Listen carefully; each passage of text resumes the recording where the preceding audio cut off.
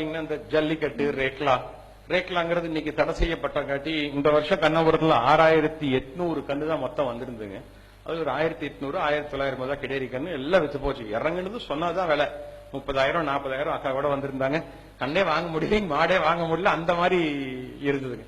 ஆனா காலக்கண்ணு ஒரு 700 800 1000 கண்ணுக்குள்ளதான் விவசாயிகிட்ட போயிருக்கும். மீதி அத்தனை வெட்டுக்கு தான் போச்சு. அத்தனையும் அதுல என்ன பிரச்சனைனாங்க, ஒரு பக்கம் அதை வளர்த்தணுமே செத்து போச்சுங்கிறது ஒரு பக்கம் ஒண்ணு. ரெண்டாவது பிரச்சனை ஃபைன் ஜெர்ம் பிளாசம் அழிஞ்சு போகுது. சோ அந்த ஜெர்ம் பிளாசம் திருப்பி உருவாக்க முடியுமா? ஒரு பிரீட்ல வந்து இன்ட்ராஸ்பீஷியஸ் டைவர்சிட்டி இன்டர்ஸ்பீஷியஸ் டைவர்சிட்டி ரெண்டு இருக்கு. ஒன்னு காங்கேய மாடு, இன்னொன்னு பர்கூர் மாடு. இன்னொன்னு காங்கேய மாட்டுக்குள்ளேயே வித்தியாசம். இப்ப நம்ம இத்தனை பேர் இருக்கிறோம், 200 பேர் இருப்போம், யாராச்சும் ஒருத்தராவது ஒரே மாதிரி இருக்கிறவான்னு சொல்லுங்க. சோ இங்க இருக்கக்கூடிய எல்லாத்தையும் விட்டுட்டு ஒருத்தரை மட்டும் பிடிச்சி இவர் தான் ரொம்ப பிரமாதமா இருக்காது, மீதி வயசு எல்லாம் காலி பண்ணிடலாம், இவர் மட்டும் இருந்தா போதும் சொல்ல முடியாது இல்லைங்க. 42வது வயசுல அவருக்கு ஏதாச்சும் ஒரு ஹார்ட்ல பிரச்சனை வரலாம். சோ நாளைக்கு அவரோட ஜீன் தான். இப்படித்தான் ஆர்டிபிஷியல் இன்செமினேஷன் நடந்துட்டு இருக்கு. சோ இதுக்கு பின்னாண்ட ஒரு பெரிய ஜியோ பாலிடிக்ஸும் ஒரு பெரிய சதி இருக்கு. அதனாலதான் நிறைய பேர் ஊடகங்கள்லயும் மீட்டிங்லயும் கேட்கும் போது இந்த கட்சி ஒண்ணு செய்யல, அந்த கட்சி ஒண்ணு செய்யலின்னு தமிழ்நாட்டு கட்சியில குறை சொல்லும் போது என்னுடைய பதிலே வந்து தமிழ்நாட்டு கட்சியில குறை சொல்லி இது பிரயோஜனமே இல்லைங்க. இதுக்கு ஒரு பெரிய ஜியோ பாலிடிக்ஸ் உலக அளவில் இருக்கு. இன்ஃபேக்ட் 2013 கென்யால ஒரு மீட்டிங்க்கு போயிருந்தேன். அந்த மீட்டிங்ல பாத்தீங்கன்னா குளோபல் அஜெண்டா ஃபார் ஆக்ஷன் GAAன்னு சொல்லிட்டு ஒரு ஆக்ஷன் எங்களுக்கு UNFAO தான் கூப்பிட்டுருக்கான். இந்தியாவில இருந்து 8 பேர், சவுத் இந்தியாவில நான் ஒருத்தன் தான் இருக்கேன்.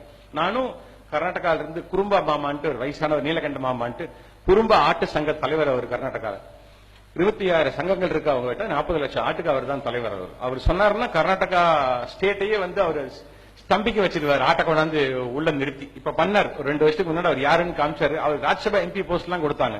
அவர் வேண்டாம் நான் ஆடுதான் மேய்ப்பண்ணு, இன்னும் ஆடு மேய்ச்சிட்டு ரொம்ப பிரமாதமான மனுஷன் ஒருத்தர் அங்க இருக்காரு. சோ நாங்க 2 பேர் தான் போயிருந்தோம். போயிட்டு அங்க வந்து ஒரு ப்ரொபோசல் கொண்டு வர்றோம். அமெரிக்கன் பீஃப் லாபி எல்லாம் சேர்ந்து இண்டஸ்ட்ரியலைஸ்ட் ஃபார்மிங் சிஸ்டம் தான் இருக்கணும் இனிமேல். இந்த மாதிரி இருக்கக்கூடிய கேட்டல் எல்லாம் வந்து இதெல்லாம் வேஸ்ட். இது வந்து நல்ல ப்ரொடக்டிவான லேண்டி வேஸ்ட் பண்ணி சும்மா மாட்டை மேய்ச்சிக்கிட்டு இவனுக்கு வந்து ஊரக்கெடுத்து திரியிறானுங்க. சோ இந்த மாடு வந்து நிறைய சாணி போட்டு அந்த சாணியிலிருந்து நிறைய மீத்தேன் எமிஷன்ஸ் எல்லாம் வந்து உலகமே இதனாலதான் அழியுது. சோ இந்த மாட்டை எல்லாம் 10 வருஷத்துக்குள்ள கல் பண்ணிடணும்னு சொல்லி ஒரு ப்ரொபோசல் கொண்டு வர்றான். இந்த ப்ரொபோசலுக்கு இவனுங்களே ப்ரொபோசல் கொண்டு வந்துக்கிறாங்க, இவங்களே ஓகேன்னு சொல்லி வர்றாங்க. அப்ப நாங்க ஆப்பிரிக்கால வந்து நம்மள அங்க வந்து அங்க ஒரு 2-3 பேர் ஒரு அங்க இருக்கிறாங்க, ட்ரைப்ஸ் இருக்கிறாங்க. அவங்க எந்திரிச்சு பெரிய சத்தம் போட்டு அட்டகாசம் பண்ணி நாங்களே அட்டகாசம் பண்ணப்போ எங்களை அவன் மிரட்டுறான். You don't object to this. அப்புறம் ILRI international life stock research institute, அது UN ஆர்கனைசேஷன், அதோட சீஃப் UN டைரக்டர் ஜெனரல் வந்து no they have come here to give opinions, let them கிவ்னு சொன்னாங்க. அப்புறம் நாங்க சண்டை போட்டு அந்த ப்ரொபோசல நாங்க ஒரு 16 பேர் நிறுத்தினோம்.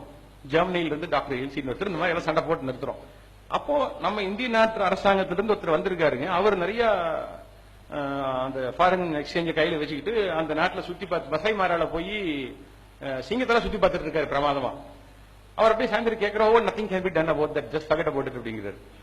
சோ இந்த மாதிரி ஒரு சூழ்நிலையில ரெசல்யூஷன் பாஸ் பண்ணி இந்த நேட்டிவ் கால்நடை, நம்ம நாட்டுல மட்டும் இல்லைங்க, ஆப்பிரிக்கால இருக்கக்கூடிய என்டையர் கால்நடை காலி பண்ணி அங்க வந்து ஃப்ரீஷியன், ஜெர்சி, ஸ்விஸ் பிரவுன் இதெல்லாம் உள்ள கொண்டு வரணும்ங்கிறானுங்க. நம்ம இந்த விஷயத்த வந்து இப்ப ஜல்லிக்கட்டு ஏன் தடையாச்சு, ரேக்லாம் ஏன் தடையாச்சுங்கிற விஷயத்த நம்ம நல்லா புரிஞ்சுக்கணுங்க.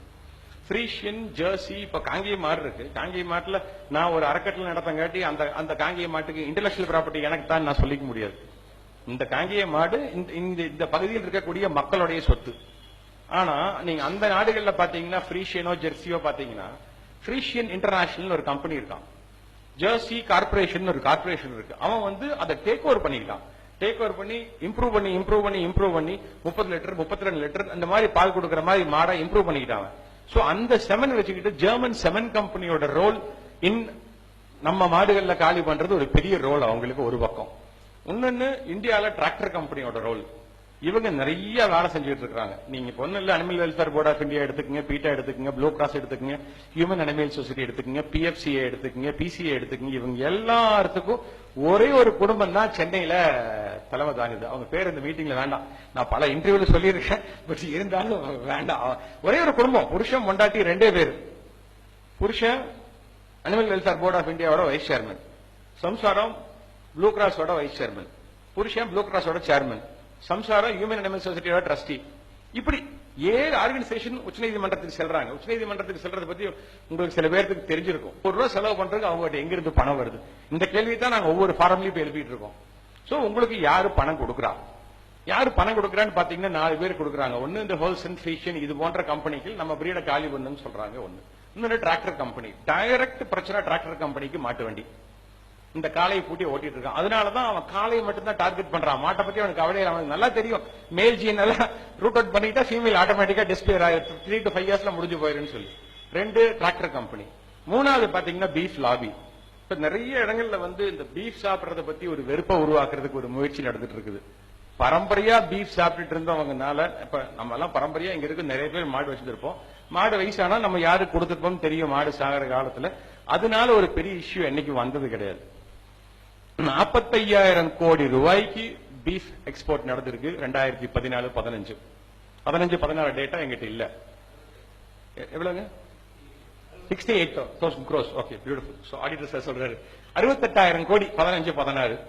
சோ இவங்களுக்கு பாத்தீங்கன்னா கண்ணவரம் தேர் எக்ஸாம்பிள் எடுத்துக்கலாம். 30,000 ரூபாய்க்கு இடையில கண்ணு விக்குது. 7-8,000 ரூபாய் 10,000 ரூபாய்க்கு காலக்கண்ணு விக்குது. So raw material cost is very very very cheap.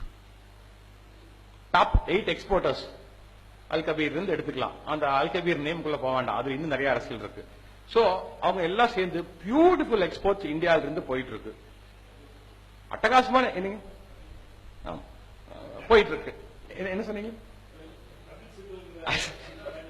இல்ல கபில் சிபில் மட்டும் இல்லைங்க. Even Al Kabeer is a Muslim name, but not Hindus and different. So அதனாலதான் அதுக்குள்ள போக வேண்டாம்னு சொன்னேன். சோ அது ஏன் அதுல பாத்தீங்கன்னா இப்படிதான் ஓடிட்டு இருக்கு. And they are funding everybody, including the present government. They have funded this, the present union government. They have funded 25 crores by check this beef lobby. So இப்படி இருக்கக்கூடிய சூழ்நிலையில எதுவுமே நடக்காத இந்த 4 பேருக்கு ஒரு பெரிய ஆதாயம் இருக்குது. இந்த கால்நடை தமிழ்நாட்டில் மட்டும் ஜல்லிக்கட்டு ரேக்லாம் தடை பண்ணிடலீங்க. கர்நாடகால கம்பாலான்னு ஒண்ணு, மகாராஷ்டிரால ஒரு புல்ஸ் போட்டு, பஞ்சாப்ல ஒரு புல்ஸ் போட்டு, எல்லாமே காலக்கண்ணு. எங்க ஸ்டேட்ல நல்ல விவசாயம் நடக்குது, கால்நடை வச்சு உழவு ஓட்டுறான், கால்நடை வச்சு வண்டி ஓட்டுறான்னா அங்கெல்லாம் காலி பண்ணு. சோ இப்படி ஒரு கூட்டம் ஒரு பக்கம் வேலை செஞ்சுட்டு இருக்காங்க. அவங்கள ஏத்து சண்டை போடுறதுக்கு இப்பதான் நாங்க ஒரு 10 பேர் சேர்ந்து பிக்கி பயோடைவர்சிட்டி கன்சர்வேஷன் கவுன்சில் ஆஃப் இந்தியான்னு மதுரையில் ரெஜிஸ்டர் பண்ணி இனிமேல் ஒர்க் ஆரம்பிக்க போறோம்.